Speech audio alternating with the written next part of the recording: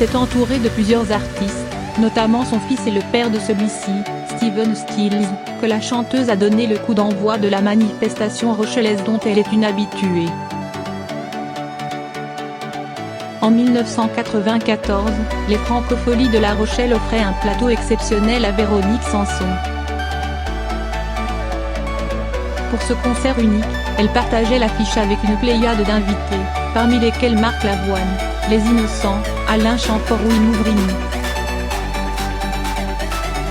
Intitulé comme il l'imagine, l'album live tiré de ce concert est devenu un classique de la discographie de la chanteuse.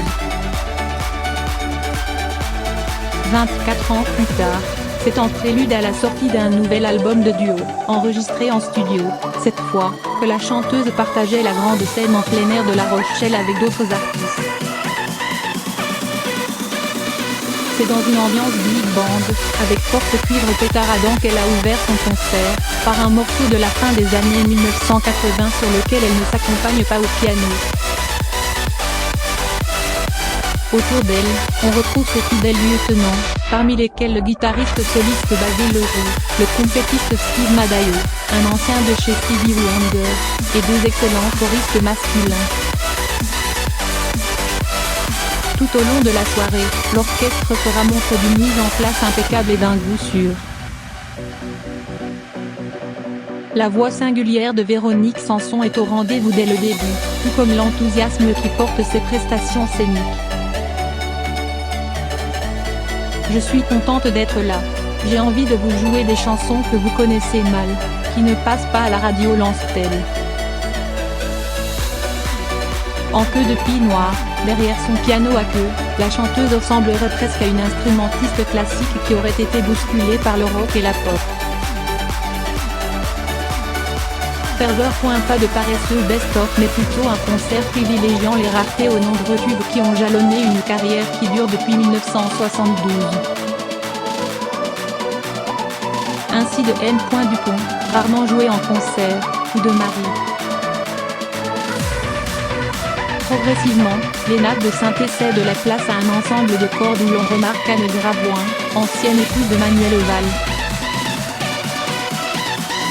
Le premier groupe invité, Trio, accompagne la chanteuse le temps d'Alia Souza, tiré de son chef-d'œuvre de 1974, Le Maudit, premier épisode de sa période américaine. Dans le public, la ferveur est manifeste. Véronique Sanson, habituée des Francopholies de La Rochelle, ouvre cette nouvelle édition en majesté. La magie opère à plein sur la poignée de titres qu'elle livre en s'accompagnant au piano avec un léger arrangement de cordes. Je l'appelle encore, tiré de son dernier album, est une belle évocation de sa mère disparue. Dommage que cette interprète force trop souvent sa voix, dans un effet assez disgracieux. Une séquence acoustique permet de retrouver d'autres pièces rares, L'écume de ma mémoire, La loi des poules, et aussi d'accueillir le jeune Vianney, qui lui donne la réplique sur Drôle de vie. Un petit bout de ma famille. Avec son orchestre au complet, Sanson est bouleversante sur Vancouver, un des classiques de son répertoire, composé en 1974. Bien sûr, la voix ne monte plus aussi haut dans les aigus des couplets, mais le poids de l'expérience confère au texte une gravité nouvelle. Alors que la nuit tombe sur le port de La Rochelle, cette évocation de la vie de musicien en tournée saisit le public d'une émotion immense. Jeanne Chéral, une des héritières les plus évidentes de l'art de Véronique Sanson, chante Tu sais que je t'aime bien avec elle.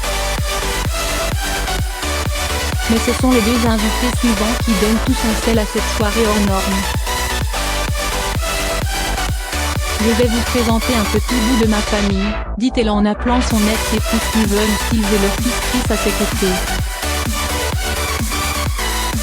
Ce dernier joue le riff-rock d'intro dont m'attend là-bas, sous l'œil bienveillant de son père, qui tenait la basse sur l'enregistrement original de 1974, l'année suivant leur mariage.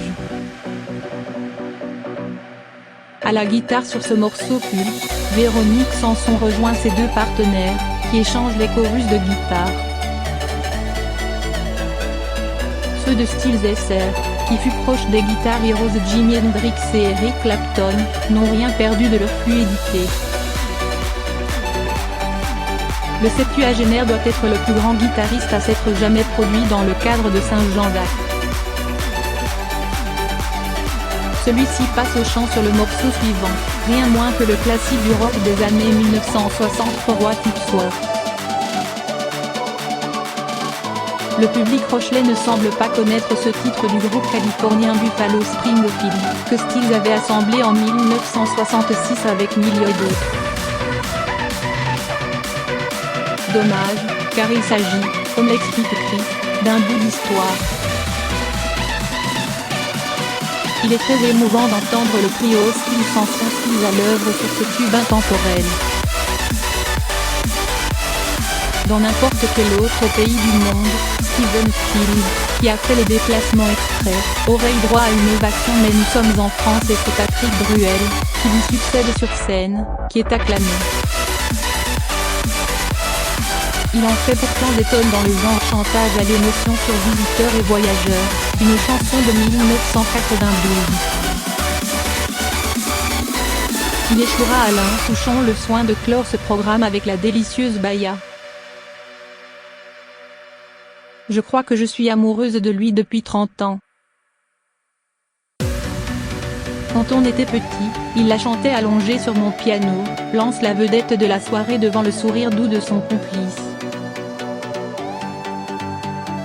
Cette merveilleuse aventure, comme elle la qualifie elle-même, se termine au bout d'1h40, avant de céder la place au spectacle réglé de Calogero.